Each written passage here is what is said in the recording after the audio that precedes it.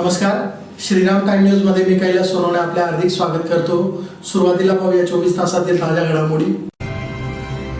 महामार्गाचे काम सुरू असल्याने लळिंग टोल प्लाझा प्रशासनातर्फे टोल नाक्यामध्ये सवलत देण्याची मागणी। देवकीनंदन सोसायटीत बंद घर फोडून 1.5 तोळे सोन्याचे दागिने व 20 ते 25 हजार रुपयांची रोकड चोरट्यांनी केली लंपास। महानगरपालिकेच्या सर्वसाधारण सभेत विषय पत्रिकेवरील सर्व विषय मंजूर। हिगाव येथील खून प्रकरणी SIT चौकशीची मागणी फेटाळण्याची मागणी। धुळे विधानसभेच्या मतदार यादीत तब्बल 45,000 बोगस मतदारांची नावे समाविष्ट झाल्याचा माजी आमदार अनिल गोटेंचा आरोप। अवकाळी पावसामुळे नाल्याकिनारील घरे व आस्थापनांमध्ये पाणी घुसून मोठे नुकसान। MIM पक्षाची महापालिकेसमोर निदर्शने। आणि भोकर उपनगर येथील श्री सिद्धिविनायक रिक्षा स्टॉप यास रजिस्टर नोंदणी करण्याची परवानगी मिळण्याची मागणी। आता बातमीपत्र विस्ताराने। धुळे तालुक्यातील लळिंग टोल नाका प्रशासनाकडून महामार्गाचे काम सुरू असूनही वाहनधारकांना टोलमध्ये सवलत देण्यात येत नसल्याने महाराष्ट्र नवनिर्माण विद्यार्थी सेनेतर्फे ISTPLच्या मुख्य अधिकाऱ्यांना सवलतीबाबत 2 दिवसात निर्णय घेण्याबाबत निवेदन देण्यात आले। धुळे तालुक्यातील लळिंग टोल नाका प्रशासनाकडून राष्ट्रीय महामार्गाचे काम सुरू असूनही वाहनधारकांकडून पूर्ण टोल आकारला जात आहे। येत्या 2 दिवसात सवलतीबाबत निर्णय घ्यावा अशी मागणी महाराष्ट्र नवनिर्माण विद्यार्थी सेनेतर्फे ISTPLच्या मुख्य अधिकाऱ्यांना निवेदनाद्वारे करण्यात आली आहे। निर्णय न घेतल्यास टोल बंद आंदोलनाचा इशारा देण्यात आला आहे। राष्ट्रीय महामार्ग क्रमांक 3 वरील कामांमुळे प्रवाशांना वाहतूक कोंडी, पर्यायी रस्त्याचा अभाव तसेच अपुऱ्या वाहतूक नियंत्रणामुळे मोठ्या अडचणींना सामोरे जावे लागत आहे। या पार्श्वभूमीवर महामार्गाचे काम सुरू असेल किंवा रस्ता खराब स्थितीत असेल तर प्रवाशांना टोल शुल्कात सवलत देणे बंधनकारक आहे, असे NH फी रूल्स 2008 मध्ये स्पष्टपणे नमूद आहे। लळिंग टोल प्लाझा प्रशासनाकडून कोणतीही सवलत न दिल्याने हा प्रकार बेकायदेशीर ठरत असल्याचे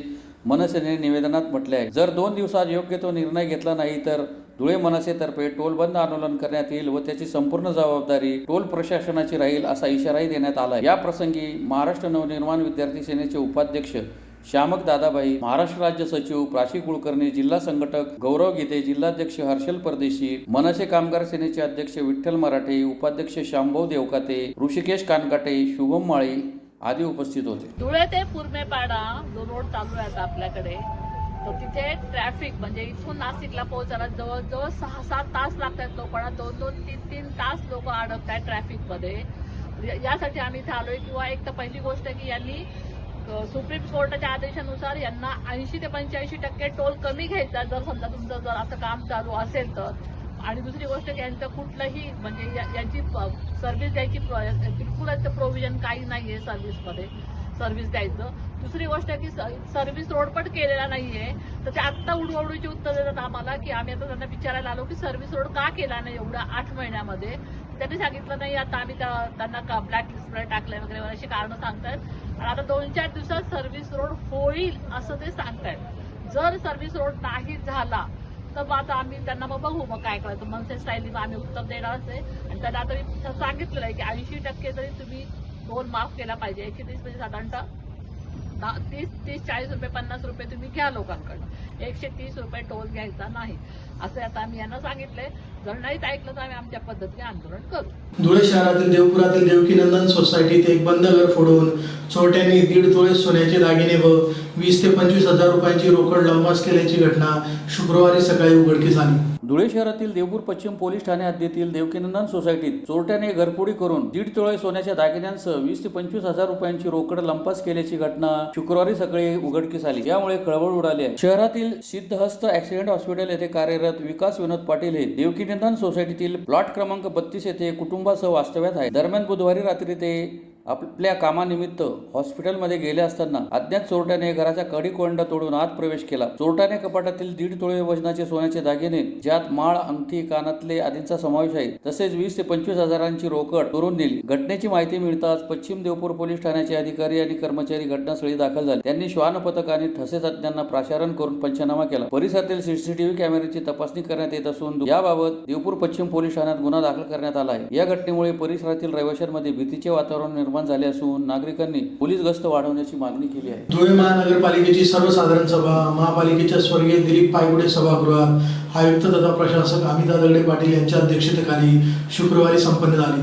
सभेत सर्व विषय मंजूर करण्यात आले. धुळे महानगरपालिकेची सर्वसाधारण सभा महापालिकेच्या स्वर्गीय दिलीप पायगुडे सभागृहात आयुक्त तथा प्रशासक अमिता दगडे पाटील यांच्या अध्यक्षतेखाली शुक्रवारी संपन्न झाली. सभेत विषय पत्रिकेवर एकूण 6 विषयांवर चर्चा करून मंजूर करण्यात आले. सफाई कर्मचारी आयोगाचे अध्यक्ष तीरसिंग डागोर हे धुळे दौऱ्यावर आले असता त्यांनी महापालिकेला बैठक घेतली. त्यातील महापालिकेने सफाई कर्मचाऱ्यांची बरीच कामे केली असून काही कामे प्रगतीपत्रामध्ये असून कर्मचाऱ्यांच्या खात्यावर गणवेशाचे पैसे टाकावे अशी त्यांची मागणी होती. तो निर्णय आज सभेत घेण्यात आला. जानेवारीपासून दर महिन्याला हे पैसे त्यांच्या खात्यात टाकले जातील असा निर्णय घेण्यात आला. कचरा टेक्यातील कर्मचाऱ्यांना साहित्य मिळते का नाही त्याच्यावर लक्ष ठेवण्यास, कुचराई केल्यास स्वच्छता निरीक्षकांवर कारवाई केली जाईल असा इशाराही यावेळी देण्यात आला. सफाई कर्मचाऱ्यांसाठी आयुष्यमान कार्ड काढण्यात आले आहे. काही कर्मचारी गंभीर आजारी पडतात, त्यांच्यासाठी कॅशलेस विमा देखील कर्मचाऱ्यांचा काढण्यात येणार असून तसा ठराव करण्यात आला. तसेच शहरात 58 ठिकाणी सार्वजनिक शौचालयाची कामे सुरू असून तेथे स्वच्छता व पाण्याच्या सुविधेसाठी बोरिंग, पाण्याची टाकी, सोलर पॅनल बसवण्याचा निर्णय सभेत घेण्यात आला. त्याचप्रमाणे नागरिकांच्या मागणीनुसार अँब्युलन्सच्या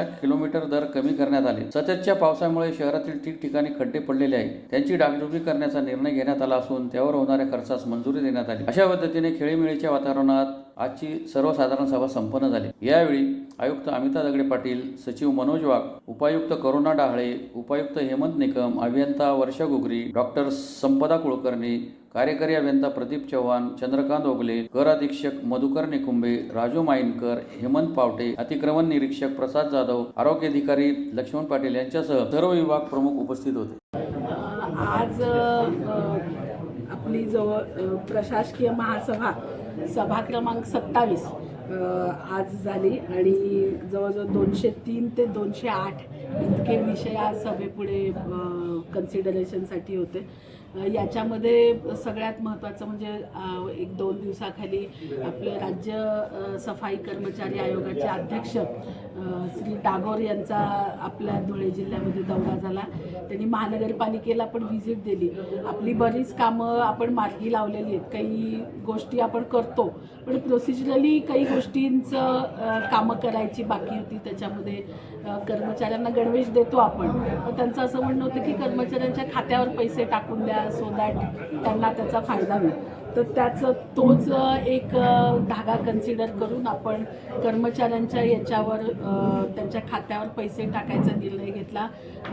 गणवेशासाठी 3 गणवेशासाठी जी लागणारी रक्कम आहे ती जानेवारी महिन्यामध्ये, दरवर्षीच्या जानेवारी महिन्यामध्ये बाय डिफॉल्ट त्यांच्या खात्यावर टाकण्याच्या संदर्भामध्ये निर्णय झाला.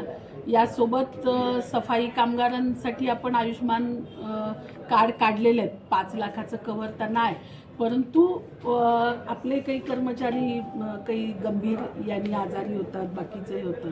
त्यामुळे आयुष्मान भारत कार्डच्या सोबतच एक कॅशलेस विमा, हेल्थ विमा त्यांच्यासाठी काढा अशा स्वरूपाचे रेकमेंडेशन होते त्यांचे. तर त्याचाच आधार घेऊन आपण एक 5 लाखापर्यंतचं हेल्थ कव्हर त्यांना उपलब्ध व्हावं या हिशोबाने आपण निर्णय घेतला. तर ते घेताना आपण निम्मे त्यांचा जो हे आहे त्याचा प्रीमियमची जी अमाऊंट असेल तर ती निम्मी अमाऊंट काउन्सिलनी भरावी आणि निम्मी अमाऊंट सफाई कर्मचाऱ्यांच्या खात्यातून वर्ग करावी अशा स्वरूपाचा निर्णय घेतला.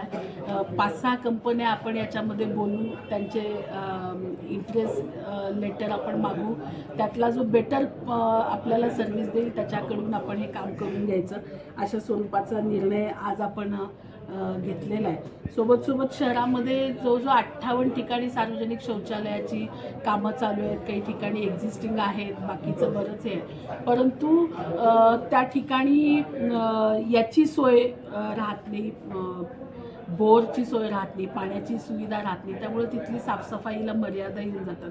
तर तिथं बोर मारणे, तिथं पाण्याची टाकी करणे आणि त्या सार्वजनिक शौचालयावर सोलारचे पॅनल बसवणे, जेणेकरून तो बोरचा जो खर्च आहे त्याचा लाईट बिलाचा आणि त्या याच्यातला पण म्हणजे त्या शौचालयामधल्या लाईटचा पण खर्च या सोलरच्या याच्यातून होईल यासाठीचं इस्टिमेशन आणि त्याचा जो होणारा हे आहे तो करण्यासाठी आपण प्रस्ताव करायला सांगितलेला आहे. आपण त्याचं पण एकदा हे झालं की त्याचं टेंडर पण आपण करणार आहोत. सोबत आपल्याला शासनाकडून एक शववाहिका मिळालेली आहे त्या शववाहिकेला ती फ्री ऑफ कॉस्ट नागरिकांना उपलब्ध करून देण्यासाठीचा विषय आज आपण सभागृहापुढे ठेवला होता. त्यानंतर रुग्णवाहिकेचे दर पण जास्तीचे असं पर किलोमीटरचे असं खूप जणांचं मागणं होतं ते दर कमी करावे. तर ते दर कमी करण्याचा पण निर्णय आज आपण घेतला. तर 14 रुपयेवरनं तो दर 10 रुपये करण्याच्या संदर्भामध्ये पर किलोमीटरला आपण आज निर्णय घेतलेला आहे. आणि हे वाहनं स्ट्रिक्टली औषध किंवा हे आणण्यासाठी नाशिक किंवा अजून कुठे कुठे जाण्यासाठी लागतात. तर ती वाहनं आता यापुढे वापरायची नाहीत तिथे आणि भाड्याच्या वाहनं वापरून तुम्ही त्याचं भाडं काढा असं सांगितलेलं आहे. आणि या स्ट्रिक्टली रुग्णांसाठी या रुग्णवाहिका उपलब्ध राहतील याची व्यवस्था आपण बघितलेली आहे. त्यासोबत खूप ठिकाणी खड्डे आणि बऱ्याच गोष्टी हे झालेल्या आहे. पाऊस अजूनही पडतोच आहे आपल्याकडे. काल पण मुसळधार पाऊस झाला. तर याचं सगळ्याचा रिव्ह्यू घेऊन हे खड्डे बुजवण्यासाठीचं एक इस्टिमेशन आणि त्यासाठी लागणाऱ्या खर्चाला आज आपण मंजुरी दिलेली. अशा प्रकारे जो 7-8 विषय आपण आजच्या याच्यामध्ये मार्गी लावायचा प्रयत्न केला. शिरपूर तालुक्यात हेगाव येथील खून प्रकरणी SIT चौकशीची मागणी फेटाळण्यात यावी अशी मागणी मृताची पत्नी जसमाबाई विपसिंग पावरा यांनी पत्रकार परिषद घेऊन केली आहे.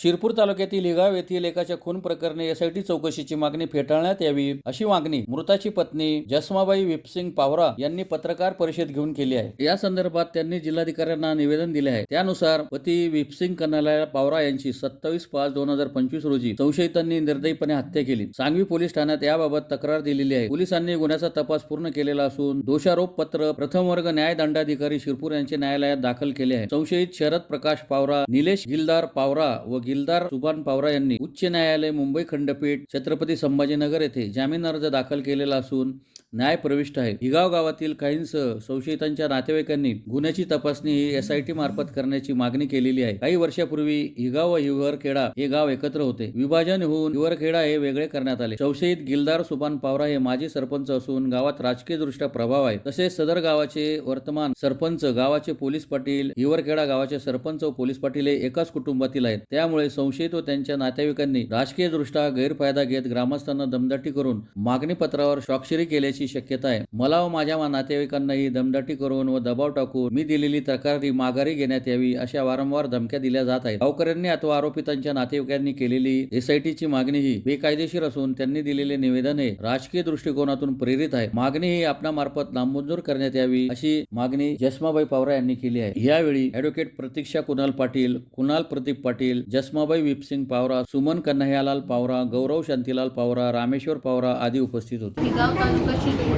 येथे विपसिंग पावरा यांची निर्घृणपणे हत्या करण्यात आली होती. हत्या झाल्यानंतर त्यांची पत्नी यांनी ती डोळ्यांनी बघितली. हत्या झाल्यानंतर त्यांनी जवळ police station, Sangvi police station taluka Shirpur येथे त्या आरोपींविरुद्ध फिर्याद दाखल केली होती. त्या पोलिसांनी लगेच त्यांचा तपास प्रक्रिया पूर्ण करून संशयित आरोपींना त्यांना अटक करण्यात आली होती. अटक केलेले आरोपी आजही न्यायालयीन कोठडीत आहेत. त्याच्यानंतर आरोपींना अटक केल्यानंतर आज जवळपास 5 महिन्यांनंतर आरोपींचे नातेवाईक तसेच त्यांच्या समर्थकांनी SITची मागणी माननीय जिल्हाधिकारी यांच्याकडे केलेली आहे. तर आता जर त्यांना SITची मागणी करायची होती ती त्यांनी सुरुवातीच्या काळातच करायला हवी होती. आज त्या गोष्टीला 5 महिने पूर्ण झाले आणि त्यानंतर ते आज SITची मागणी करतायत. हे पूर्णपणे चुकीचं आहे. आणि तसं ही जी फिर्यादी आहे, फिर्यादीला आज 3 लहान मुलं आहेत. तिचा पती वारल्यानंतर तिच्या मागे कोणीच उभं नाही आहे. आज तिला नातेवाईक कसे तरी त्यांचा उदरनिर्वाह चालवत आहेत. आणि अशा कंडिशनमध्ये फिर्यादीला जे काही आरोपींचे नातेवाईक आणि त्यांचे समर्थक आहेत ते येऊन वारंवार धमक्या देतात की तुम्ही केस मागे गेले तर तुझ्या पतीप्रमाणे तुलाही जीवेठार मारून टाकू आम्ही, अशा प्रकारे धमक्या दिल्या जात आहेत. तर हे कुठेतरी चुकीचं होतं आहे. आणि पोलीस जे आहेत, पोलीस प्रशासनाने त्यांचं नेमून दिलेल्या वेळेमध्ये त्यांनी त्यांची जी काही तपासाची प्रक्रिया आहे ती पूर्ण केलेली आहे. त्यानंतर त्यांचं चार्जशीट देखील मेहरबान न्यायालयात जमा करण्यात आलेलं आहे. त्या पद्धतीने आता पुढे जे काही आहे न्यायालयाचे त्याप्रमाणे कामकाज चालणार आहे. परंतु हे अचानकपणे असं डायरेक्ट माननीय जिल्हाधिकाऱ्यांकडे जाऊन SITची मागणी करतायत हे पूर्णतः चुकीची आहे. तर SITची मागणी नामंजूर करण्यात यावी आणि आरोपींना लवकरात लवकर त्यांच्याविरुद्ध कडक शासन त्यांना त्यांच्यावर काय हे करण्यात यावं. त्यांच्यावर गुन्हा तर दाखल आहेत. त्यांना त्यांच्यावर म्हणजे जी फिर्यादी आहे तिला न्याय मिळवून देण्यात यावा. धुळे विधानसभेच्या मतदार यादीत तब्बल 45,000 बोगस मतदारांची नावे समाविष्ट झाले असल्याचा आरोप शिवसेनेचे ज्येष्ठ नेते माजी आमदार अनिल गोटे यांनी केला आहे. धुळे विधानसभा निवडणुकीतील मतदार यादीची छाननी केल्यावर तब्बल 45,000 मतदारांची नावे बेकायदेशीर मार्गाने समाविष्ट करण्यात आली असून 11,000 मतदारांनी मृत्यूपश्चात मतदान केल्याचा धक्कादायक प्रकार उघडकीस आल्याचा आरोप शिवसेनेचे ज्येष्ठ नेते तथा माजी आमदार अनिल गोटे यांनी केला आहे. या प्रकरणी सखोल चौकशी करून योग्य दुरुस्ती केल्याशिवाय महापालिका निवडणूक कार्यक्रम जाहीर करू नये, अन्यथा त्याचे परिणाम भोगावे लागतील असा गर्भित इशाराही गोटे यांनी दिला आहे. गोटे यांनी पुढे सांगितले की मागील 10 वर्षात केवळ 3,171 नावे मृत म्हणून वगळण्यात आली असून उर्वरित मृत मतदारांचे नाव यादीत राहिल्यामुळे निवडणूक प्रक्रियेची पारदर्शकता धोक्यात आली आहे. महापालिकेकडून मृत मतदारांची यादी मागून संगणक प्रणालीद्वारे दुबार नावे शोधून काढावीत आणि अचूक मतदार यादी तयार करावी, तसेच बोगस नोंदणी केलेल्या BLO कर्मचाऱ्यांविरुद्ध फौजदारी कारवाई करावी अशी मागणी करण्यात आली आहे. माझ्या नोटीसीप्रमाणे कारवाई पूर्ण केल्याशिवाय धुळे महानगरपालिका सार्वत्रिक निवडणुकीचा कार्यक्रम जाहीर केल्यास होणाऱ्या परिणामांची जबाबदारी राज्य निवडणूक आयोगावर राहील असा इशाराही गोटे यांनी दिला आहे.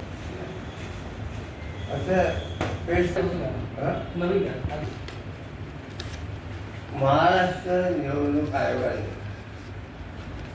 अशा वर्तमानपत्रामध्ये आलेले आहे की 15 ऑक्टोबरपर्यंतच्या मतदार याद्या कुठल्याही दोष दुरुस्तीशिवाय आहे तशाच महापालिकांच्या आणि पालिका स्थानिक स्वराज्य संस्थांच्या निवडणुकामध्ये वापराव्या अशासाठी केंद्रीय निवडणूक आयोगाकडे परवानगी मागितलेली आहे.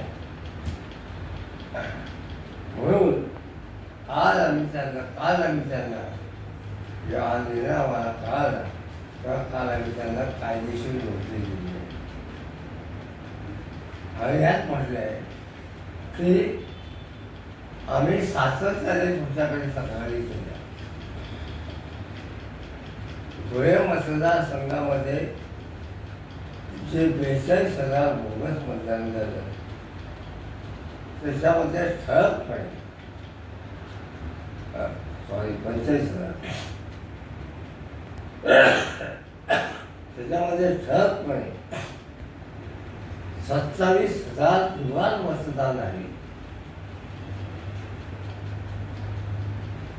आणि 11,000 मेलेल्या लोकांनी मतदान केले. स्वर्गामध्ये निवडून पुन्हा आपला हक्क बजावला. याशिवाय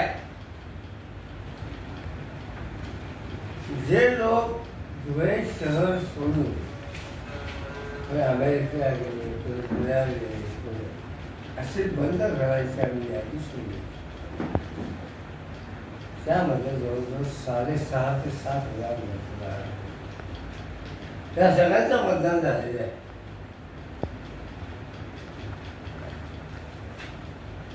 आता आम्ही सातत्याने 3 महिन्यापासून तक्रारी करतो आणि महाराष्ट्रामध्ये सर्वात पहिली तक्रार ही होती ज्यावेळेला हा विषय पण होता. तर आम्ही सातत्याने तक्रारी करून तुम्ही नुसतं सांगता जिल्हाधिकाऱ्यांना निवडणूक अधिकाऱ्यांना ते ह्या याद्या अपडेट करा. पण ज्यांनी बोगस याद्या केल्या जे BLO आहेत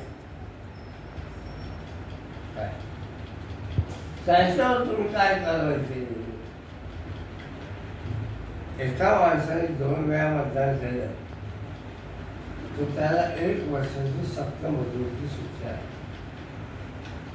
मग इथे 45,000 बोगस मतदार झाले. धुळे शहरात गुरुवारी झालेल्या बेमोसमी पावसामुळे नाल्या किनाऱ्यावरील घरे व आस्थापनांमध्ये पाणी घुसून मोठे नुकसान झाले.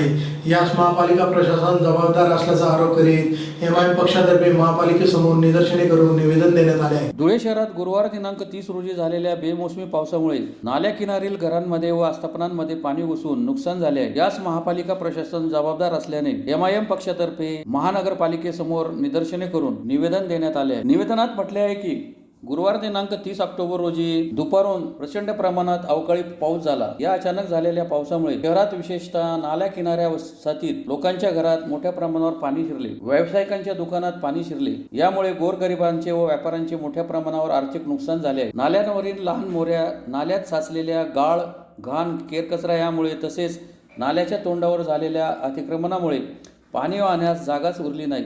यामुळे लोकांच्या घरात व दुकानात मोठ्या प्रमाणावर पाणी शिरून मोठे आर्थिक नुकसान झाले आहे. तरी सर्व नाल्यांची साफसफाई करून नाले वाहते करावे व वाहणाऱ्या पाण्यास अडथळा निर्माण करणारे अडथळे दूर करावेत अशी मागणी करण्यात आली आहे. यावेळी माजी नगरसेवक सय्यद साबिर मोतेबर, हाजी रोशन मंसुरी, निसार अहमद अन्सारी, सईद बेग मिर्झा, साजिद अंसारी, वसीम अकरम, शहबाज जावेद, आमिर असलम पठान, शाहरुख पठान, अशफाक अफसर, पापा सर आदि उपस्थित होते. 30 सितंबर बरोज गुरुवार धुलिया शहर में जो अवकाली बारिश हुई और बारिश का पानी नदी नालों की वजह से जो लोगों के घरों में घुटना पर पानी था, उसकी वजह से गरीब लोगों का और बस्ती के लोगों का बहुत बड़ा नुकसान हुआ. उस बात को, उस मसले को लेकर आज हमने सहायक आयुक्त मैडम को, धुले महानगर पालिका को, इमाम पार्टी की जानिब से निवेदन दिया और नाले की अच्छी तरह से साफ सफाई करने को कहा. कल जो है वार्ड नंबर 19 जाम का माला, गरीब नवाज नगर, आशियाना कॉलोनी, कबीरगंज, आज़ाद नगर, चांतारा चौक और खड़ी पट्टी, देवपुर, शिवाजी नगर और देवपुर का जो भाग है सुशी नाले का, वहाँ पर जो आदि मोरी का साफ सफाई है, आदि मोरी में घान पड़ी हुई है, जिसकी वजह से पानी को जाने जगह नहीं रहती. ऐसा सारा पानी बस्तियों में घुसता. ये सारी साफ सफाई करके नाले मोकले करो और गरीब लोगों के नुकसान जो हो रहे हैं उसको जो है मुद्दे नज़र रखते हुए आने वाले दिनों में फिर से जैसे हालत ना है, इसकी तस्दील हो. अगर महानगर पालिका ने इन बातों पर ध्यान नहीं दिया तो इमाम पार्टी रास्ते पर उतरेगी, तीव्र आंदोलन करेंगी. आज ऐसा हम इमाम पार्टी की जानिब से घोषित करते हैं. धुळे शहरातील भोकर उपनगर येथील श्री सिद्धिविनायक रिक्षा स्टॉप यास रजिस्टर नोंदणी करण्याकामी परवानगी मिळावी या मागणीसाठी रिक्षा चालक मालक संघटनेतर्फे जिल्हाधिकारी कार्यालयासमोर निदर्शने करून निवेदन देण्यात आले आहे. धुळे शहरातील भोकर उपनगर येथील श्री सिद्धिविनायक रिक्षा स्टॉप यास रजिस्टर नोंदणी करण्याकामी परवानगी मिळावी या मागणीसाठी रिक्षा चालक मालक संघटनेतर्फे जिल्हाधिकारी कार्यालयासमोर निदर्शने करून निवेदन देण्यात आले आहे. निवेदनात म्हटले आहे की आम्ही रिक्षा चालक मालक संघटना श्री सिद्धिविनायक रिक्षा स्टॉप भोकर उपनगर या ठिकाणी गेल्या 25 ते 30 वर्षापासून रिक्षा चालकाचा व्यवसाय करीत आहोत. सदर व्यवसायावरच आमचा व आमच्या परिवाराचा उदरनिर्वाह चालतो. तरी आम्हास आता वरील रिक्षा स्टॉप हा नियमानुसार रजिस्टर नोंदणी करून घ्यायचा असून कृपया आम्हास आपणाकडून योग्य तो आपल्या स्तरावरून परवानगी देण्यात येऊन रजिस्टर नोंदणी करण्याकामी दाखला देण्यात यावा अशी मागणी करण्यात आली आहे. यावेळी किशोर देवरे, देवेंद्र पाटील, विजय पाटील, संजय थोरात, दौलत पाटील, प्रमोद पाटील, सतीश सूर्यवंशी, दिलीप पाटील, दिलीप रमेश पाटील, गोकुळ रोहिदास पाटील, अनिल बागुल, कमलेश पाटील, सोमनाथ बदाने आदी उपस्थित होते. वाडी भोकर सिद्धिविनायक रिक्षा स्टॉप तर्फे जिल्हाधिकारी साहेबांना निवेदन देण्यात आलं. त्या निवेदनात सदर रिक्षा स्टॉप रजिस्ट्रेशन करण्यासाठी मागणी करण्यात आलेली आहे आणि त्यांना एक हक्काचं रिक्षा स्टॉप जागा अवेलेबल करून द्यावी ही अशी विनंतीसुद्धा केलेली आहे. सिद्धिविनायक रिक्षा स्टॉपचे सर्व पदाधिकारी, अध्यक्ष, उपाध्यक्ष, सर्व सदस्य आज सर्व मिळून, चालक मालक सर्व मिळून आम्ही जिल्हाधिकारी साहेब, आयुक्त मॅडम, SP साहेब आणि पश्चिम देवपूर पोलीस स्टेशन इथे निवेदन देऊन मागणी करणार आहोत. पुन्हा एक नजर ठळक घडामोडींवर. महामार्गाचे काम सुरू असल्याने लळिंग टोल प्लाझा प्रशासनातर्फे टोल नाक्यामध्ये सवलत देण्याची मागणी. देवकीनंदन सोसायटीत बंद घर फोडून 1.5 तोळे सोन्याचे दागिने व 20 ते 25 हजार रुपयांची रोकड चोरट्यांनी केली लंपास. महानगरपालिकेच्या सर्वसाधारण सभेत विषय पत्रिकेवरील सर्व विषय मंजूर. हिगाव येथील खून प्रकरणी SIT चौकशीची मागणी फेटाळण्याची मागणी. धुळे विधानसभेच्या मतदार यादीत तब्बल 45,000 बोगस मतदारांची नावे समाविष्ट झाल्याचा माजी आमदार अनिल गोटेंचा आरोप. अवकाळी पावसामुळे नाल्याकिनारील घरे व आस्थापनांमध्ये पाणी घुसून मोठे नुकसान. MIM पक्षाची महापालिकेसमोर निदर्शने. आणि भोकर उपनगर येथील श्री सिद्धिविनायक रिक्षा स्टॉप यास रजिस्टर नोंदणी करण्याची परवानगी मिळण्याची मागणी. याचबरोबर श्रीराम टाईम न्यूजचे बातमीपत्र संपले. दिवसभरातील ताज्या घडामोडींसाठी पाहत राहा श्रीराम टाईम न्यूज. भेटूया पुढील प्रसारणात. तोपर्यंत नमस्कार.